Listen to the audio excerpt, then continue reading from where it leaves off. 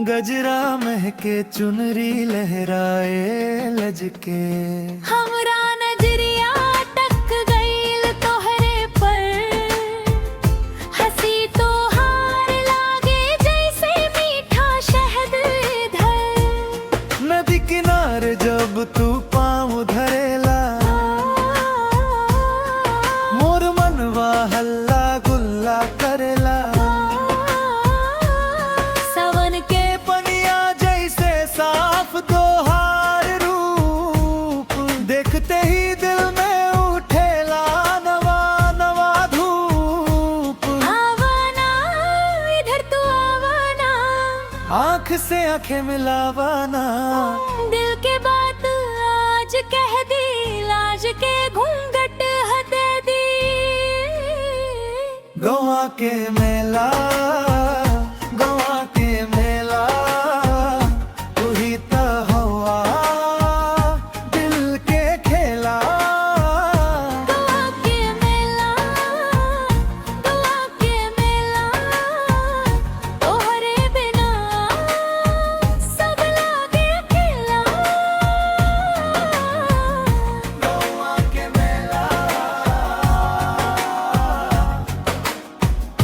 तू ही तो हवा। ताल पे नाचे जब ढोलक बोले, तू मुस्काई तो सब मन डोले। सखियन संग तू हंस हंस बोले, हमरा दिल के भीतर रंग घोले।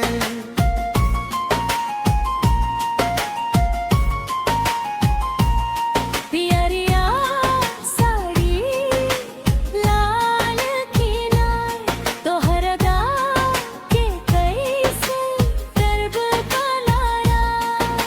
चुनरी के कोर जब हाथे उठावे,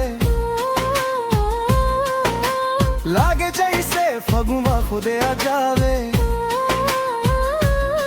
इतना मीठा तोहर बतिया, जैसे गुड़ में घोले रत्तिया। हम तो बस के बात जानतानी। तू मिल गईल त जग जीत जानी। आवाना इधर तो आवाना, दिल के धड़कन बढ़ावाना, दूर रहे अब जाए के, साथ चल मुस्काई के। गवा के मेला, गवा के मेला, तू ही तो हवा दिल के खेला। गोवा के मेला, गोवा के मेला, तोहरे बिना सब लागे अकेला। गवा के मेला, तू ही तो साच कहीं तोहरे बिना रंग न लागे माटी बिना।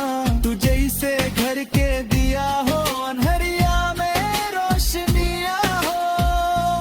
आजा हाथ धरा, दूरिया कम करा, एक बेरा बस कह दे हमरा नामे मन करा।